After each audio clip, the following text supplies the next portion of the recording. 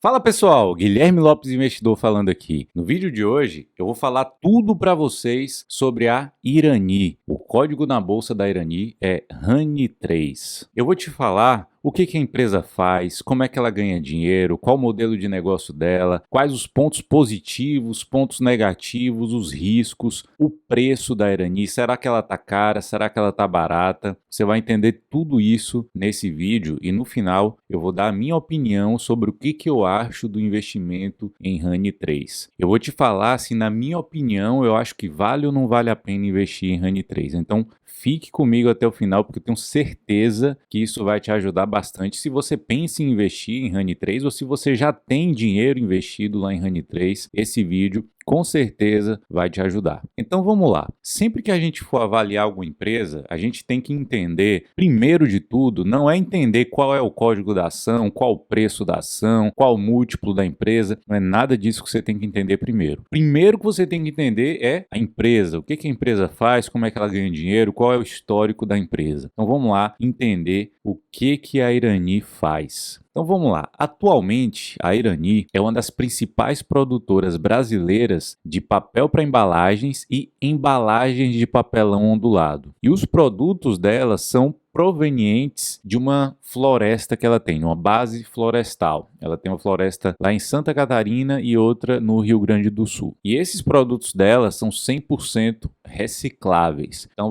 só um parêntese aí, você já viu um ponto positivo, né? A questão da sustentabilidade, a questão do ESG, que está muito forte aí, muito presente nas empresas nesse mundo atual. E a Irani, ela possui unidades em 4 estados brasileiros: Minas Gerais, São Paulo, Santa Catarina e Rio Grande do Sul. E ela é focada nos seguintes pilares de negócio: a base do pilar florestal, papel, embalagens e resina. Daqui a pouco você vai entender como funciona essa cadeia produtiva da Irani. Já, continua acompanhando aí. Antes disso, antes de te mostrar como é que é o modelo de negócio, eu vou te mostrar o histórico da Irani, como é que a Irani surgiu e como que ela foi andando nessas etapas aí ao longo dos anos. A história da Irani começou lá em 1941, com sede em Porto Alegre. Você vê que a Irani é uma empresa bastante antiga. E o objetivo era de implantação de uma fábrica de papel no município de Joaçaba, em Santa Catarina. Hoje, esse município já até mudou de nome. O nome desse município hoje é de Vargem Bonita, lá em Santa Catarina. Então, andando um pouquinho pela linha do tempo, a gente vai chegar em 1977. Sabe o que aconteceu? Em 1977, a Irani abriu seu capital na Bolsa de Valores. Então, é uma empresa que já está na bolsa há muitos e muitos anos. E aí, andando mais alguns anos, a gente chega em 1994. Nesse ano, aconteceu o processo de reestruturação societária da Irani com a aquisição do seu controle pelo grupo Habita Sul. Em 1997, teve o ingresso no mercado de papelão ondulado e o início da sua verticalização com a aquisição de máquinas e equipamentos de uma fábrica de chapas e caixas de papelão ondulado situado lá em Santana de Parnaíba, em São Paulo. Andando um pouquinho mais, em 1999, a Irani fez a aquisição de uma fábrica de móveis situada em Rio Negrinho, em Santa Catarina. E andando mais na nossa linha do tempo, em 2005, teve a inauguração da usina de energia na fábrica de papel para embalagem de Vargem Bonita, em Santa Catarina. Essa inauguração dessa usina aí proporcionou o fornecimento de energia a vapor, além de reduzir significativamente o custo da Irani, o custo de fabricação dos seus produtos por meio de substituição da sua matriz energética de combustível fóssil para biomassa renovável. Então esse é um outro ponto interessante aí de sustentabilidade da Irani. Ela substituiu ali combustível fóssil por biomassa renovável. E esse projeto, ele tornou a Irani a primeira empresa do setor de papel e embalagens no Brasil a gerar créditos de carbono nos termos do protocolo de Kyoto. Ou seja, ela é uma empresa que está beneficiando o meio ambiente. E avançando um pouquinho mais, a gente chega em 2007. Em 2007 foi feito o projeto projeto Superação. Um dos maiores planos de investimento da história da Irani foi implementado nesse período, englobando todos os ramos de atividade da companhia, resultando em investimento de edificação, máquinas e equipamento das unidades de papel para embalagem e das unidades de embalagem de papelão ondulado em São Paulo e Santa Catarina. Em 2010, aconteceu o encerramento das atividades de sua fábrica de móveis situadas em Rio Negrinho, mantendo apenas a operação comercial via internet, revendendo produtos que adquire no mercado. Só abrindo parênteses aqui, esse foi um dos péssimos investimentos que a Irani fez aí nessa fábrica de móveis. E em 2010 ela encerrou as atividades da fábrica e ela ficou só trabalhando com a compra e venda desses móveis via internet, via e-commerce. Em 2011, teve a constituição da Iraflor Comércio de Madeiras Limitada, que realiza a operação de administração e comercialização de madeira para a companhia e também para o mercado. Em 2012, ela vendeu a participação societária detida na controlada Meu Móvel de Madeira, comércio de móveis e decoração. Então ela encerrou de uma forma definitiva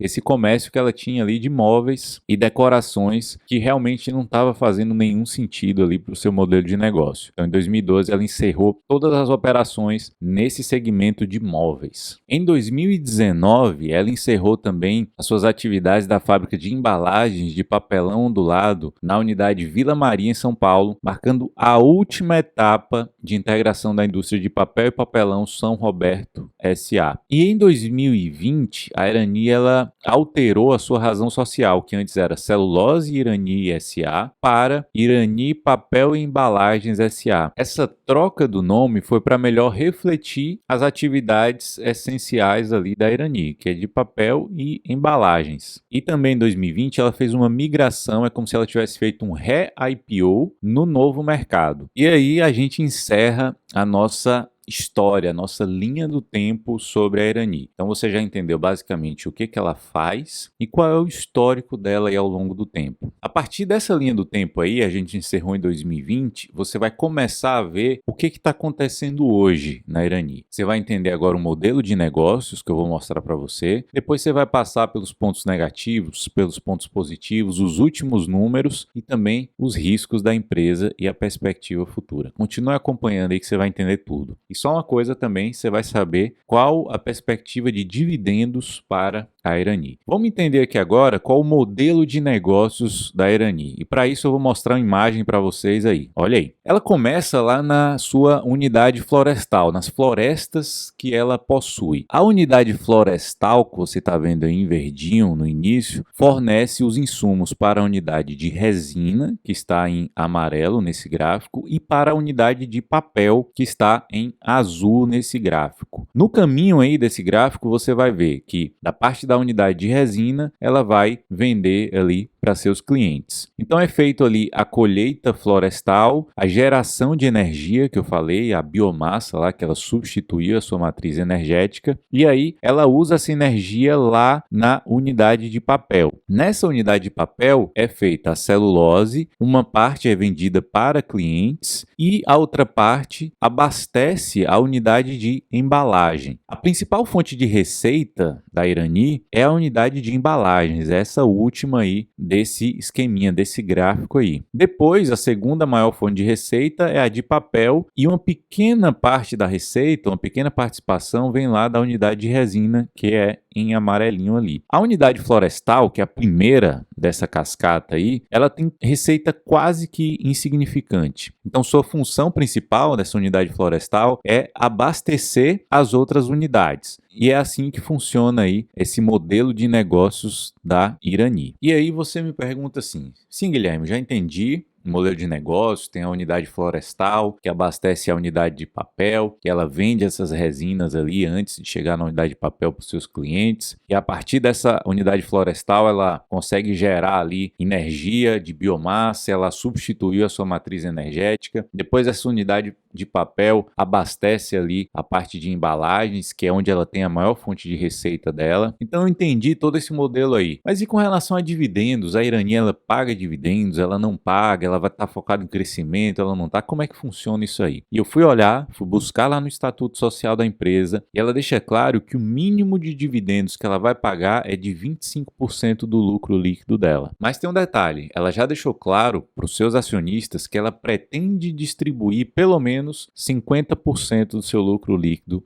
em forma de dividendos para os acionistas. E hoje, se a gente olhar o payout médio dela lá, que é quanto ela distribui em média, a gente vê que nos últimos 5 anos está na casa ali dos 75% de payout. E agora você já está entendendo ali como é que funciona a Irani. E agora eu vou falar um pouco para vocês dos últimos números, né? Como é que foi agora aí o último trimestre, né? O primeiro trimestre de 2022 da Irani. Basicamente ela reportou uma receita líquida de 408 milhões de reais, um lucro líquido de 112 milhões de reais, e aqui me chamou a atenção na redução do volume de vendas em 15,1% em relação ao primeiro trimestre de 2021 e uma redução também de 6,1% em comparação ao quarto trimestre de 2021. Então, nesse último ano aí, ela reduziu bastante o seu volume de vendas em comparação com esses outros trimestres. Qual foi o motivo que a empresa falou que teve essa redução do volume de vendas? O motivo foi a redução na demanda do segmento nesse início do ano aqui agora. E olhando para isso, olhando para esse ponto aí, o motivo dessa queda no volume de vendas, a gente vai entrar para alguns pontos positivos que a empresa tem, mas vendo essa redução no volume de vendas, daqui a pouco eu falo também os pontos negativos e os riscos que essa empresa possui. Então continue acompanhando aí. Como ponto positivo da Irani, a gente pode perceber que ela tem uma demanda sólida e ela está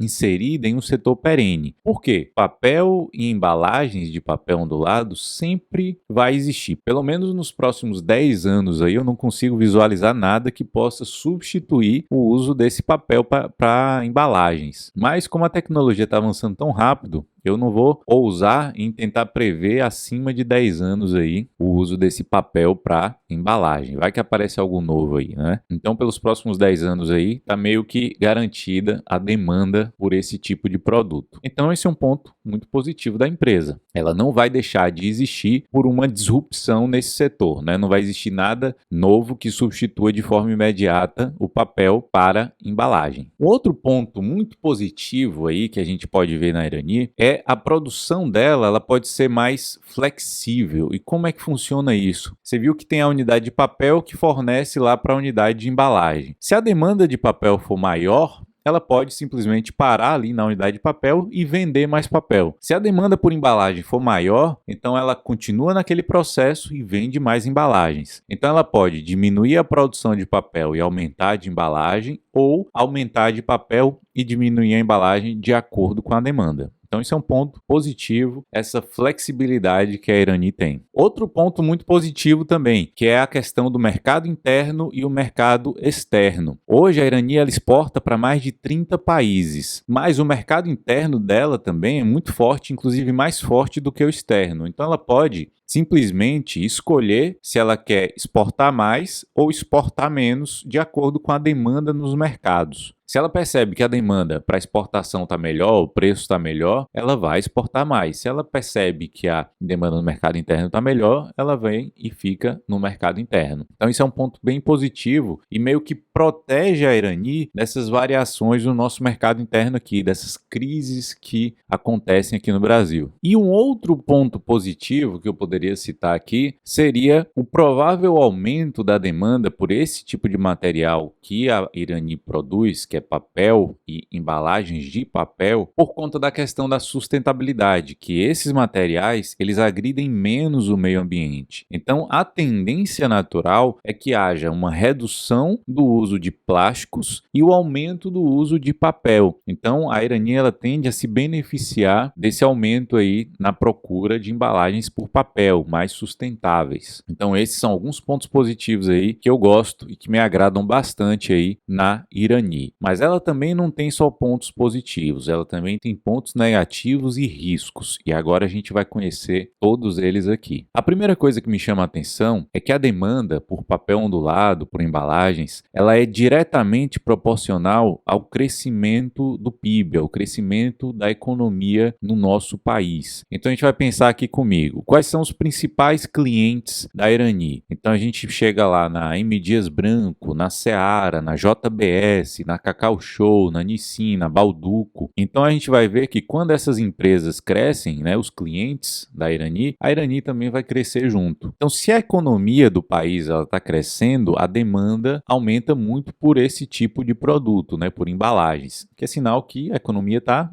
vendendo bastante, a Irani está produzindo bastante e vendendo também. Mas quando a gente para refletir, onde que a gente está hoje, né? Qual o momento atual da nossa economia? E para entender isso, a gente teria que olhar um pouco o macro, né? A macroeconomia. Como é que a gente está hoje? Como é que está a nossa economia? A gente, no momento atual que eu gravo esse vídeo, a gente está com os juros lá em cima, a gente está sem previsão de redução desses juros por enquanto. Por quê? Porque a inflação ela está persistente, ela continua subindo ali, então pode ser que os juros continuem aumentando ainda. Isso impacta muito o nosso PIB, faz com que a gente não cresça. E para a gente pensar em melhorar, não adianta também só subir os juros, porque esse remédio que é os juros para controlar a inflação, ele chega a um certo ponto em que ele não consegue mais resolver.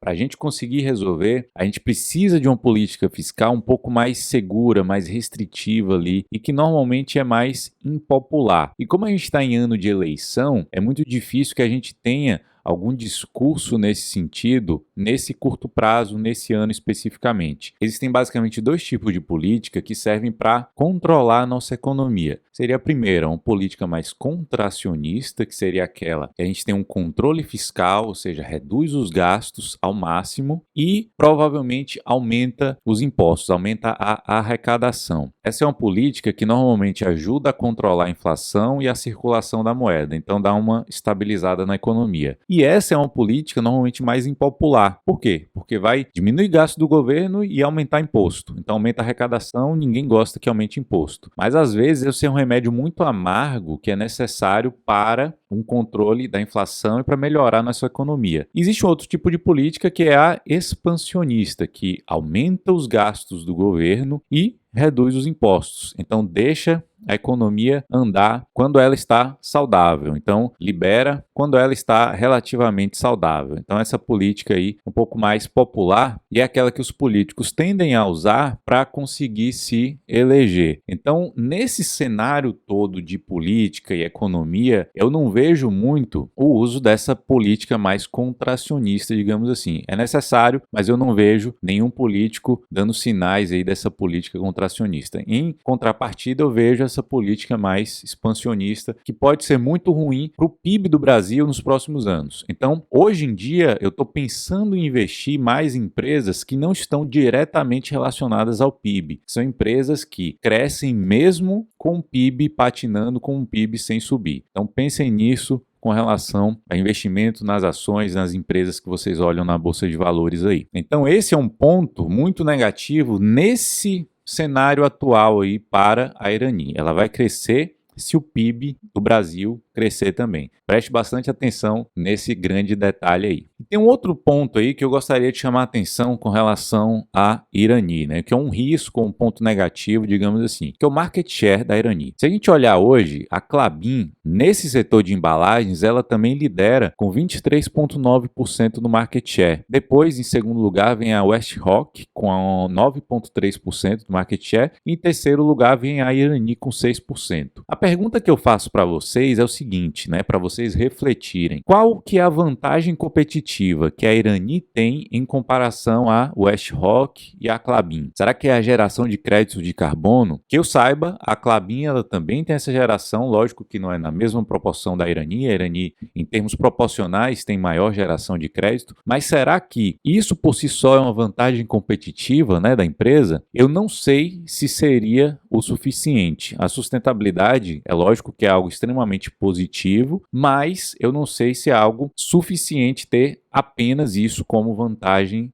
competitiva. O que faria, por exemplo, de uma empresa como a BRF, como a M. Dias Branco, como a Seara, ela comprar da Irani e não comprar da Westrock ou não comprar da Klabin? Na minha opinião, o preço seria algo que faz uma empresa comprar de uma e não da outra. E tendo isso como um dos principais fatores, a Irani, então, ela não teria o que a gente gosta de investir, o que a gente gosta de ter, que seria o Pricing Power. Se você não sabe o que é Pricing Power, eu fiz um vídeo, vou deixar aqui para você esse vídeo, você clica nesse link, você vai assistir um vídeo que eu falo sobre inflação e sobre Pricing Power. Então, a Irani, ela não teria força de repasse de preço, porque o que ela vende é meio que uma commodity ali, e tem outras que estão na frente dela ali na questão de market share. Ou seja, as outras têm um poder de escala maior e a Irani é um pouco menor nesse aspecto. Mas por outro lado também, então olhando um ponto forte, um ponto positivo da Irani, ela tem um negócio que é de reciclagem também, que é outro ponto de sustentabilidade muito interessante. Ela usa as aparas de papel para reciclar e fazer novos produtos aí com essas aparas de papel. Então ela também é uma empresa de reciclagem. E aí você pergunta assim, Guilherme, estou entendendo tudo já aqui. Entendi modelo de negócio, já entendi a história da empresa, dividendos, últimos números, pontos positivos, riscos. Mas e aí? Qual é a sua conclusão? Você investe na Irani, você não investe na Irani? O que é que você acha com relação ao preço, se ela está barata, se ela está cara? E agora, preste bastante atenção aqui na minha conclusão a respeito dessa empresa. Minha conclusão é o seguinte, a demanda dos produtos da Irani, ela cresce junto com o PIB, é diretamente proporcional. Enquanto o PIB cresce 1, ela cresce 1,5 mais ou menos. Então ela depende do crescimento do PIB. E por todos os motivos que eu falei para vocês com relação à macroeconomia, política no Brasil, eu não vejo um crescimento forte do PIB nos próximos anos. E eu não quero ter empresas hoje na minha carteira que crescem junto com o PIB, já que eu espero que o PIB não vá crescer tanto aí, pelo menos num curto, médio prazo. Então, não seria, na minha opinião, um momento ideal de investir na Irani. E tem um outro ponto que eu queria muito chamar a atenção também. Você viu lá em cima que eu falei que ela teve agora uma redução no volume de vendas aí de um trimestre contra o outro. E eu gosto muito de investir em empresas que tenham meio que um faturamento, em que o faturamento de um ano seja mais ou menos ou quase o piso do próximo ano. Ou seja, que ela tenha um modelo de negócio que permita essa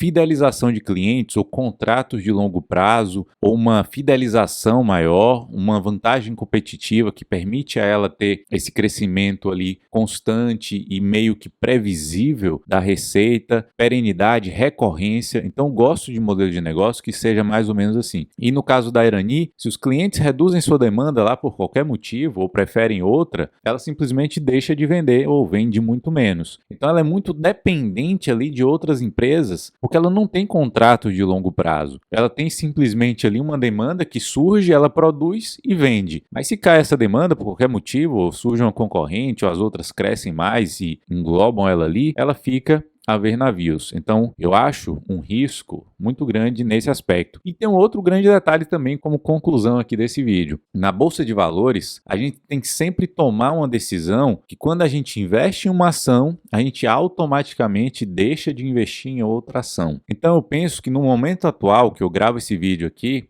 a bolsa está passando por uma turbulência muito grande e a gente tem várias e várias oportunidades com a margem de segurança muito maior do que da Irani. Então eu abro mão de investir numa Irani, por exemplo, para investir em outras oportunidades que eu acho muito mais interessantes, com muito mais margem de segurança e com um potencial de crescimento muito maior. Então essa é a minha opinião e não é nenhuma recomendação para você. Minha recomendação é que você estude a empresa e tome a sua própria decisão de investimento. E eu queria aproveitar para te fazer um convite aqui. Esse convite é para que você conheça o nosso grupo de mentoria. Lá a gente te ajuda a investir com segurança. A gente tem aulas todos os meses com todos os integrantes da mentoria, onde a gente fala da parte de psicologia, onde a gente fala de algumas questões técnicas ou teóricas de investimento. A gente tira dúvidas dos nossos mentorados e além dessa parte em grupo, a gente também tem a parte individual, onde a gente marca reuniões individualmente com vocês. Então você pode tirar tanto suas dúvidas na nossa mentoria em grupo, quanto a gente pode te ajudar individualmente também. Para você conhecer o nosso grupo de mentoria,